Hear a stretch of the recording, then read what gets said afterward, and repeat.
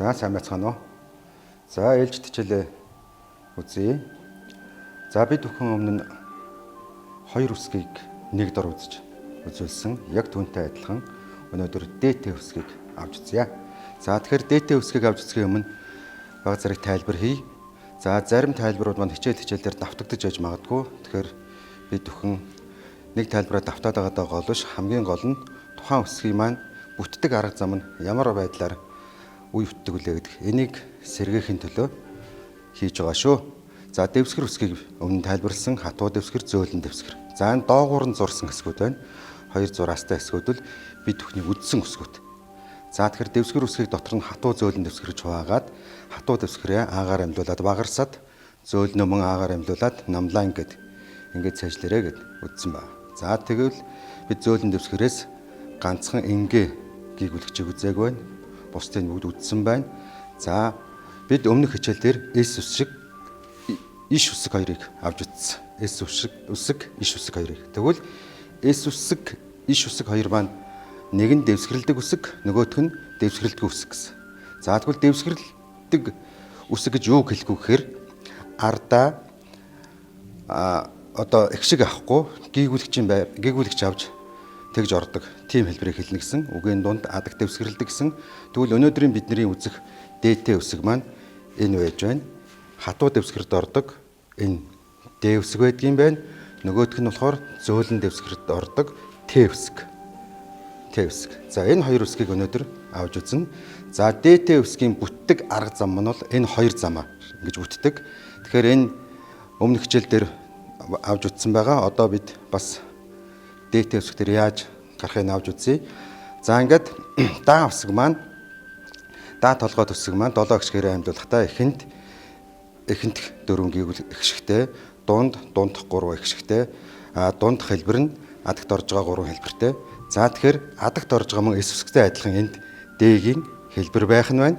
Гэтэл энд болохоор бол орхиц байхгүй. За та үсэг маань эхэнд 4-тэй, дунд 3-тай, дунд орж байгаа хэлбэр нь адгийн 3 хэлбэр. За энд андуурагдсан байна. Энэ болохоор бол адгийн орхицоос ус 3 хэлбэр шүү дээ. За ийм арга замаар авч үзнэ. За тэгэхээр одоо бидний үзэх энэ дээтэй үсэг маань за энэ хоёр гүйгүүлэгч байж байна. За энэ хоёр гүйгүүлэгчийг яг адилхан хувилдаг талаас нь эхлээд авч үзье. Дараа нь дэвсгэрэлдэг хэлбэр нь ямар байдгийг гэдгийг тусгаалan авч үзье. За эхэнд ордог дэ хэлбэр, дунд ордог дэ хэлбэр гэж. Энэ хоёрыг эхлээд гаргаж ирье. Энийг гаргаж ирдэг учир нь юу вэ гэхээр бол энэ хэлбэрийг эхлээд үзнэ гэсэн үг шүү дээ. Энэ хэлбэрийг. За тэгэхээр энэ хэлбэр дээр бол дээтэй хэлбэр хоёулаа адилхан байх юм байна гэж ингэж ойлгож байгаа. Хамгийн гол нөгөө нэг дэвсгэрэлдэг хэлбэр гэдэг энэ хэлбэр дээр ирэхээр л нэмэлт дүрс, нэмэлт одоо тэмдэг гарч ирнэ гэж. Тэгэхээр ижил хэлбэртэй учраас эхэнд ордог дээтэй хэлбэрийг яаж үчих ёстой вэ? За эхлээд нуруу явлаа, дээшээ явлаа, доошоогоо за гар салгалгүй явлаа, эргэж буцлаа. Эхэнд орж байгаа дээтэй хэлбэр. За дунд орж байгаа дээтэй хэлбэрийг яа үсгийн адилаар ингээд урагш нь урт татна. Тэгээд эргэж буцлаа. Гар салахгүй доошоо ингээд нуруугаа хийж. За тэгэхээр эхэнд орж байгаа дэ, тэ, дунд орж байгаа дээтэй хэлбэрийн байдал. За тэгвэл одоо бид энийг аагаар амьлуулад үзэхээр энэ та да өшөө бид нэр а хоёр адилхан учраас энд дахиад авч үзэх нь байна. Энэ тэ дэ. За тэгвэл энэ дөрвөн одоо аваа маань үе маань ижилхэн учраас за энэ та үсэг шүд авлаа та. За тэгвэл дунд орж байгаа та маань за дунд орж байгаа хэлбэр дээр шүд авлаа та. Одоо тэгэхээр энд орхиц авахгүй гэсэн адагт орж байгаа 3 хэлбэр нь а маань сүүлээр илэрдэг учраас адагт орж байгаа та хэлбэр маань дунд орж байгаа хэлбэр дээрээсээ адагт орж байгаа сүүлээ аваад ингээд таатай хэлбэр. Таатай, даатай хэлбэр. За дараагийнх нь Т за мөн D гэсэн хэлбэр. TD гэсэн хэлбэр. За эхэнд орж байгаа хэлбэр. Тэгэхээр эндээс нэг зүйлийг ажиглаарай, бичлэгт ажиглаарай. Би тусгайлан бас хэлэх болно. Гэвч энэ дээр яг бичгэд шууд хараарай. И үсгийн дээдлэл гарч байгаа титмийн шүдийг энэ их зүйчдэг. Яг түүний нэгэн адилаар Т үсгээ дээшээ өвчлээ. Тэгээд энэ шүдийг их зүйчлээ.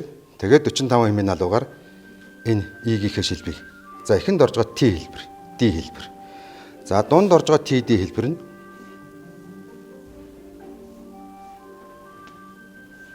дунд орж байгаа хэлбэр дээрээс дунд орж байгаа шилбэг аваад Т, Д хэлбэр. Адагт орж байгаа Т, Д хэлбэр дунд орж байгаа Т, Д үсэг дээрээсээ адагт орж байгаа нумаа аваад Т, Д хэлбэр. За дараа нь тоо ту. За мөн доо ду ижилхэн байх ёстой. За энэ хэлбэрийг авч үзье. За мөн гэдэсний дээдлийн титмийн шүдийг их зэвсэгтэй адилхан Т үсгээ хийлээ. Энэ шүдээ их зэвчлээ. За тоо ту доо ду. За мөн одоо энд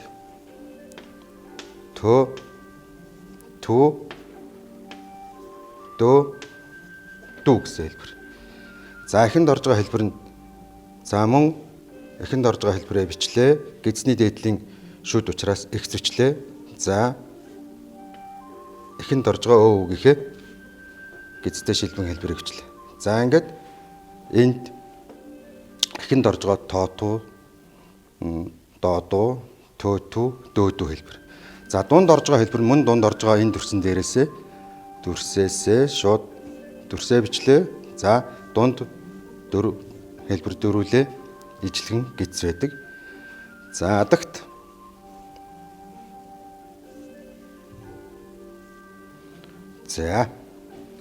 за тэгэхээр одоо бид салангад байдлаар тоо ту одоо ингээд Т, Д үсгээ ингээд 7 гişгээр амлиулчлаа. За энэ амлиулсан хэсгүүдийг нийлүүлээд хэрхэн яаж үчгийг нь энд авч үзье. За эхний одоо энэ үеийг нийлүүлээд яаж үчгэнэ вэ гэдэг хараарай.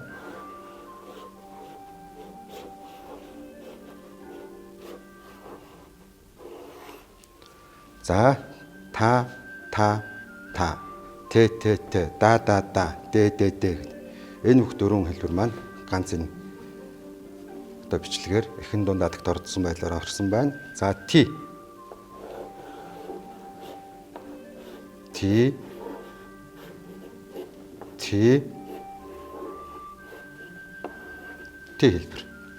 хэлбэр.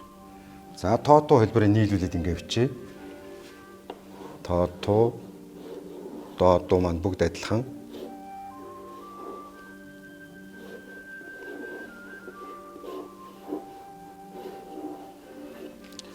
За төө түү дөө дүү хэлбэрээ бичье.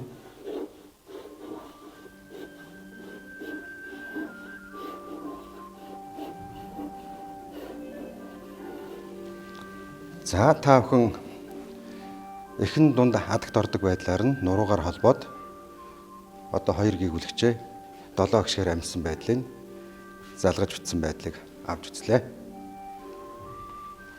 Дангаар нь одоо авч үзье да. Энэ Т хэлбэр эхэн дунд, Д хэлбэр эхэн дунд яаж хэрхэн бичих юм бэ гэж. За энийг буруу хийдэг тохиолдлууд их байна. Тийм. Тэгэхээр ингэж хийдэг тохиолдол байна. Ингэж татчаад ингээд явдаг тохиолдол байна. За бас ингэж биччихэд тэгээд эндээсээ аваад бас ингээд бичдэг хэлбэр байна. За энийг би буруу гэж байгаа юм биш. Хамгийн гол нь бид нэг зүйлийг бодох хэрэгтэй. Бид хичээнгүй бичих дээрээ зөв ингээд бичиж сурчих юм бол энэ хичээнгүй бичих дээрээ энд зөв байж аж энэний дээдлийн одоо бичлэгийн хэлбэр байна. Тэрүүл одлогоо тийм ээ хурдан бичих. За хурдан бичих. За энэ татлаган бичих. Тийм үү? Татлаган бичих гэсэн үг шүү дээ. Энэ дээрээ зөв очдог. Хичээнгүү дээрээ буруу хийчих юм бол татлаган дээр очихоор буруу болдог. Тэгэхээр нэгэн хичээнгүү дээрээ буруу болж байгаа хүн бол татлаган бичих сурахгүйгээр энэ хичээнгүү дээрээ ингээд зогсдог. Тэгэхээр бид нэр одоо энэ хэлбэрийг хэрвээ энийг бол миний хувьд бол энийг бол уншигдах нь зөв гэж ойлгож байгаа боловч угтаа та энэ хэлбэрийг дээдлийн төвшний энэ татлаган бичих буюу хурдан бичгийг сурах нөхцөлд бол энэ хэлбэрээр бичих юм бол та одоо зөв биш болоо. Тэгэхээр энийг ингэж заавал хийж байна. Ингэж дээшээ ингэж. Өөрөөр хэлбэл дээшээ явлаа. Ингээ нар зуу эргүүлгөөслөө энэ ингээ тоотоо. Яагаад ингэдэг юм бэ гэхээр энд ингээд за бид ингээд энэ одоо ийм үг байна гэж дээ. За бид одоо энэ үгийг л баг одоо ингээд унших хэмжээнд бол одоо баг хүрж байна. За энэ л хээ үсэг байна. Бусдаар бол тийм ээ тоо, дуу, эр, хай гэдэг. Тодорхой гэдэг. Бүх одоо хээгээс бас бүх үсгүүдийг мэддэг болсон байх шээ. Тэгвэл энийг хэрвээ ингээд хурдан бичгээр явах юм бол энэ тоо туу гэдэг үеийг болохоор бол шууд ингээд ингээ бичдэг. За ингээд энэ бол тоо гэж байгаа хэлбэр. Тэгэхээр энэ нар зуу эргүүлгийг буруу хийгээд ингээ явсан нөхцөлд бол энэ тоо дуугийн одоо энэ татлагын хэлбэрийг бол одоо бол буруу хийх тийм ажил гардаг. Тийм учраас энэ хичээнгүүдээрээ зөв бичиж энэ татлаган дээрээ зөв очдөг шүү гэдэг үднээс та бүхэн яах ёстой гэхээр эхлээд нуруу дээшээ яваад тэгээд доошоо ингээд нар зуу эргүүлэг үсэд Т үсгийг ингэж бичиж байгаарай. Энэ бол нэг зөв хэсэг. За хоёрдугаар асуудал. За ингээд нуруу байж байна. За нуруу байж байвал энд одоо ингээд энд титэн байна гэж бодъё. За тэгээд энд ингээд хэрвээ ингээд Т үс ингээ байдаг бол байна гэж бодох юм бол яг одоо титэмний одоо хоошоо гарч байгаа хэмжээтэй энэ Т үсгийн хоошоо гарч байгаа хэмжээг адилхан гэж гаргаж өгөх хэрэгтэй. За тэгэхээр энэ титэмний одоо энэ нуруу маань урагшаага одоо энэ дээр бол буруу хийж байгаа нөхцөлд бол энд бол одоо урагшаага ингээ гараад ирсэн байх гэсэн үг шүү дээ. Тэгэхээр энэ бол болохгүй гэсэн үг. За хоёрдугаарт бид ийм нэг асуудал байна. За Т үсгийн энэ доошоо ингэж очиж байгаа энэ хэлбэр бол энийг бол шилбэт үсэг гэж нэрлэдэг. Энэ хэлбэрийг шилбэт үсэг. За бид энэ дээр одоо Т үсэг дээр сэргээгээд өмнөх үзэжсэн сэргээхэд энэ ямар үсэг вэ гэд. Одоо энэ И үсэг ингээ байж та бүхэн мэдж байгаа И үсэг. Тэгвэл энэ И үсгийг ингээд шилб ингээ байж шилб. За одоо мөн одоо Эр үсгийн энэ доошоо гарч байгаа шилб байж. Мөн одоо энд хосог шиг гээд одоо бид нэр одоо ийн энтергээд тэр залгуур дээр авсан энэ бас хоёр ингээ шилб байж. Тэгэхээр эдгээр шилбүүдийг за мөн энд ялгаа байхгүй Ү үсгийн энэ шилб байж. Тэгвэл эдгээр нь зөвхөн шилб яваад дуустдаг үсгүүд. Үүнийг болохоор бид нэр хичээнгүйчгийн хувьд болохоор шилбэн үсэг гэж нэрлэдэг. Шилбэн үсэг гэж нэрлэдэг. За харин энэ одоо шилб яваад түүний төслөөс цааш ямар нэгэн дүрс учиж байгаа үсгийг шилбэт үсэг гэж нэрлэдэг. Тэгвэл бид нэр өмнө нь бас нэг шилбэт үсэг үтсэн. Тэр шилбэт үсгийг ямар үсэг үтсэн гэхээр энэ ингээд энэ бол яа үсэг гэдэг. Тэгвэл энэ шилбэт үсэг гэдэг маань болохоор энэ шилбээс урт бичигдэж байгаа. Яг түүнтэй адилхан энэ Д үсгийг бичнэ гэсэн үг. Тэгэхээр шилбэт үсэг ордог үсгийг өнөөдөр үзэж байгаа юм байна бичлэгийн хувьд. Энэ шилбэт үсэг гэдэг маань бол шилбэний төгсгөлөөс цааш ямар нэгэн дүрс үтдэг үсгийг шилбэт үсэг гэнэ. Шилбэн үсэг гэдэг нь болохоор зөвхөн шилб яваад дуустдаг үсгийг шилбэн үсэг гэнэ. За тэгэхээр бид нэр шилбэт үсгийн урагшаа гарах хэмжээ ямар байдаг юм бэ гэдгийг авч үзсэн. Урагшаа гарах хэмжээ энэ гэдсчүүд хоёр маань өөр хэмжээтэй байдаг байгаа. За тэгэхээр гэдсийг 45 хэмээн алуугаар нэг дахин урагшин сунгаж авч утсан энэ шилбэн үсгийн урагшаа гарах хэмжээ тэнцүү гэж авч утсан. За тэгвэл өмнөх хичээл дээр сэргээе. Өмнөх хичээл дээр үснэ бас энд сэргээе. За тэгвэл энэ шилбэт үсгээ ахин нэг дахин давтсантай урагшин татсантай энэ орхицын урагшаа гарах хэмжээ тэнцүү гэсэн. Тэгэхээр эндээс энэ зай хоёр бол нэг дахин сунгах нь. За энэ зайг дахин нэг дахин сунгахад энэ орхиц энд гарах. Тэгэхээр эндээс ургуулад юу авч утсан гэвэл одоо энэ шүд байж байна. Шүдийг одоо нэг дахин ингээд хоошин сунгах юм бол шилбэн үсэг ингээ байж байна гэж утсан. Тэгвэл одоо гэдсийг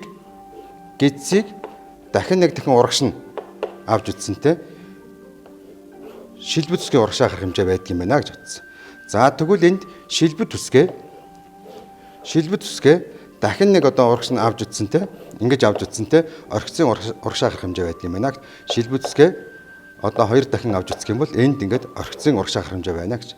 За тэгэхээр бидний өнөөдрийн үзэж байгаа энэ өсгөөд байна болохоор шилбэт үсэг гэдгийг нэмж үзэж байгаа юм байна шүү. ДТ үсэг шилбэт үсгийн хэмжээгээр урагш нь татж бичих юм байна шүү. Өөрөөр хэлбэл бид бүхэн энэ шилбэтэй адилхан урттай бичих юм бол энэ бол охор болоод харьцан алдагдана гэж тэгж ойлгоорой. За бид ДТ үсгээ яг ижил хэмжээгээр хувилах байдлаар нь ихшгээр амжуулаад гаргаад ирлээ. Одоо тэгвэл даа усаг маань дэвсгэр үсэг гэсэн. Дэвсгэр үсэг. Харин та усаг маань дэвсгэрэлтгүй үсэг гэсэн. Тэгвэл даа усаг гэхэд дэвсгэрийн онцлогийг авч үзье. Тэгэхээр дэвсгэр үсэг гэж ямар үсгийг хэлэх вэхээр үгийн дунд ихшгийн дараа гийгүүлэгчийн өмнө орж байгаа энэ байранд байгаа үсгийг дэвсгэрлж байна гэж үзнэ гэсэн. Үгийн дунд. За үгийн адагт үг төгсгөж буй ихшгийн дараа үг төгсөж буй энэ байранд байгаа үсгийг үгийн адагт дэвсгэрлж байна гэж авч үзнэ гэсэн. Тэгвэл одоо бидний дэ үсэг ямар хэлбэрээр үгийн дунд дэвсгэрлэх вэ? Ийм хоёр хэлбэрээр дэвсгэрнэ.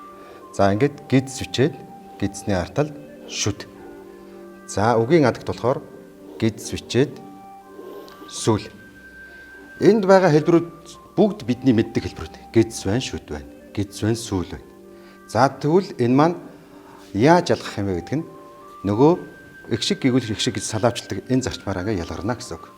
За бид энэ хэлбэрийг хаана одоо хэрхэн яаж үжих талаар нь авч үзье. За шинэ ард гэж байна. Ард гэсэн үг байна. За бид ард. За ард гэдэг үгийг монгол үчгээр үчихтэй ард гэдэг. За тэгэхээр эндээс бид одоо ялгаас гэн одоо гаргаж чадна. Энэ а байна, эр байна, а байна. За тэгвэл энэ а маань ихшиг байна. Энэ маань гийгүүлэгч, энэ ихшиг. За тэгвэл энэ ихшгийн дараа гийгүүлэгч байх хэрэгтэй гэдгээр энд о байна гэж андуурч эндүрх явдалгүй болж байна. Тэгэхээр энэ ихшгийн дараа гийгүүлэгч энэ хэлбэр юу байна вэ гэхээр энэ бол д үсэг юм байна. Тэгэхээр энэ бол гийгүүлэгч д юм байна. За үгийн адагт дэвсгэрлж байгаа хэлбэр нь энэ байж байна. Ард гэдэг. За одоо энтэй адилхан өөр үгнүүдийг бас авч үзье. Ард. За энд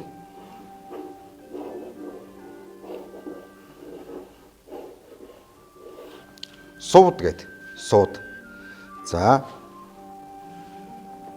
с о бо. За энэ о буюу ихшгээр төгссөн байгаа бол энэний араас ихшиг байгаа бол үүний араас гүйвлэж явах хэрэгтэй гэдгээр энэ хэлбэр маань юу болох вэ гэхээр д үсэг болно гэсэн. Субод гэж. За алт мөнгө сувд гэдгийг одоо эрднийг ингэж субод гэж ингэж бичдэг байх нь. За мөн дараагийн үг. За энэ хоёр үгийг ингээ харахаар бол энэ бол нэр үг байна. Нэр үг байна. За тэгвэл мөн үйл үг дээр байдгүй гэвэл за энэ үгийг хараарай. Ингээд бид энэ одоо юу гэж байгаа юм болоо? Хоёр гэцэн оон тэгээ энэ эн үсэг байна гэж ингэж бодож болохгүй. Өөрөөр хэлбэл эхлээд энэ бол их шиг байна. О юм уу гэдэг их шиг байна. За энийг о гэж бодъё. Тэгвэл энэний ард заавал гүйвлэгч явах хэрэгтэй. Тэгвэл энэ гүйвлэгч нь гэцтэй сүл ордог гүйвлэгч нь юу гэхээр энэ бол д үсэг. За явж одохын одох гэдэг үйл үгийг ингэж үчдэг байна. За дараагийн. За бас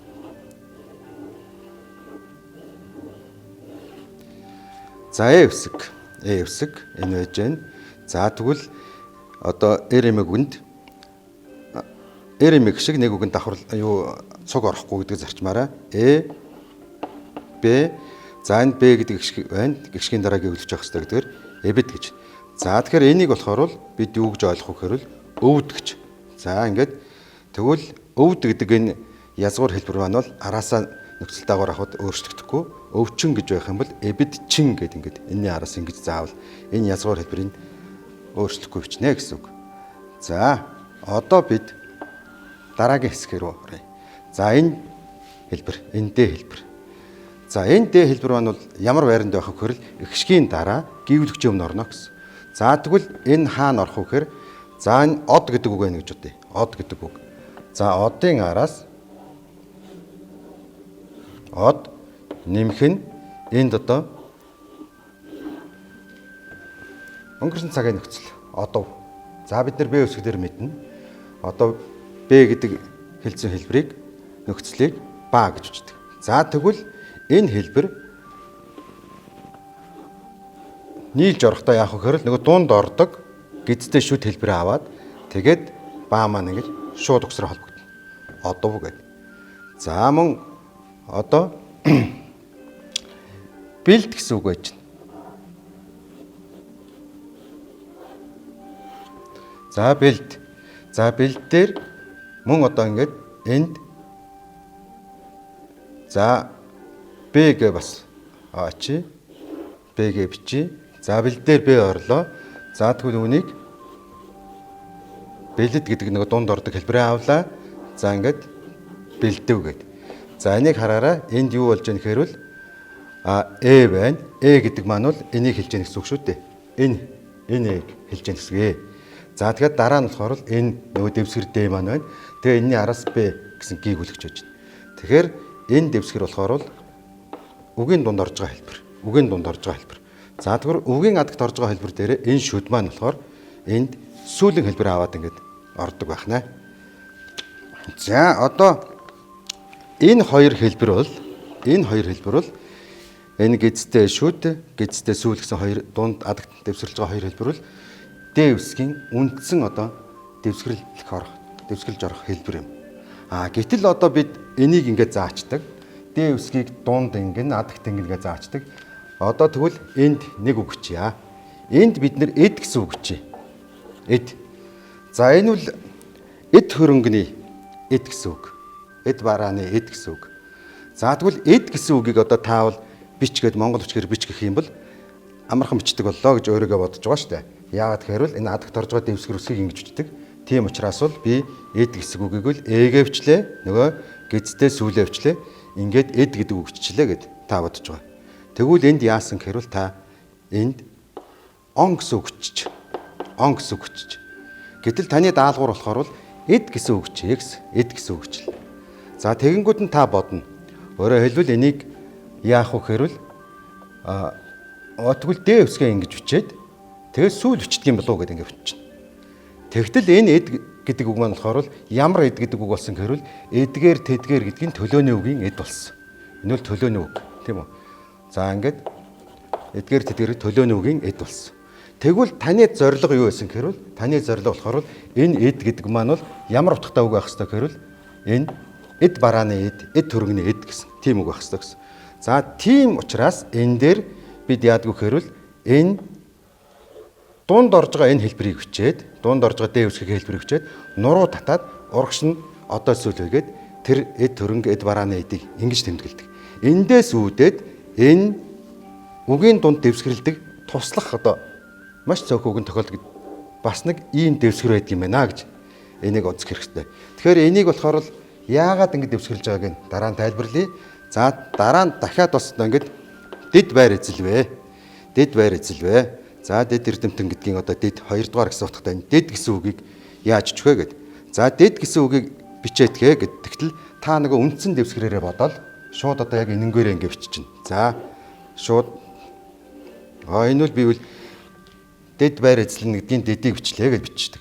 Гэтэл энэ маань болохоор за энэ таавал дад гэдэг үг бичсэн. Дадлаг туршлага гэдгийн одоо тийм ээ дад гэдэг үг бичсэн. Гэтэл таны зорилго болохоор юу байсан гэхээр шууд дэд байр эзлэв гэдэг энэ үгийг бичих хэрэгтэй байсан. Гэтэл нөгөө үндсэн дэвсгэрээр бичгээр өөр үг болчиход байдаг. Тийм учраас бид үгийн адагт энийг яадаг гэхээр дунд ордог хэлбэрээ бичээд нуруу бичээд урагш нь одоос л татдаг.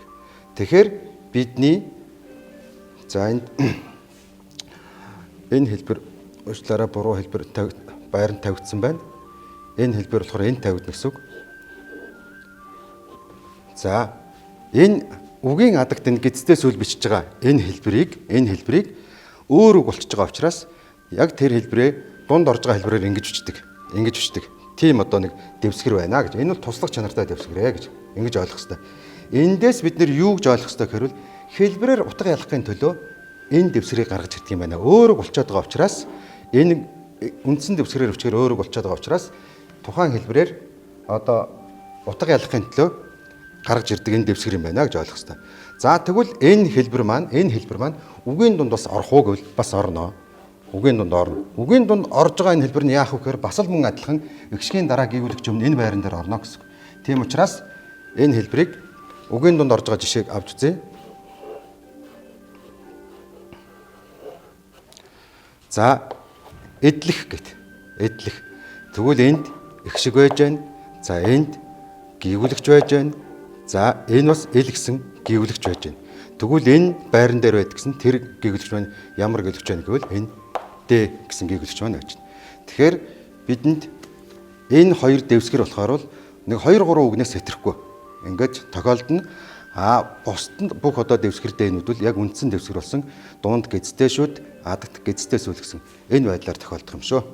За ингээд өнөөдрийн хичээлдэр бид бүхэн дээтэй үсгээ ижил хувилдаг хэсэг мөн одоо ингээд дэвсгэрэлдэг хэсэг гэсэн энэ одоо даан авсгийн дэвсгэрэлдэг хэлбэр гэсэн энэ хэлбэрийг авч үзлээ.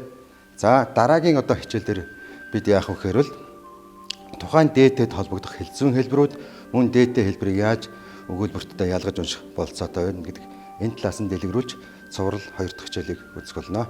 Ингээд өнөөдрийн хичээл үүгээр өндөрлөж байна.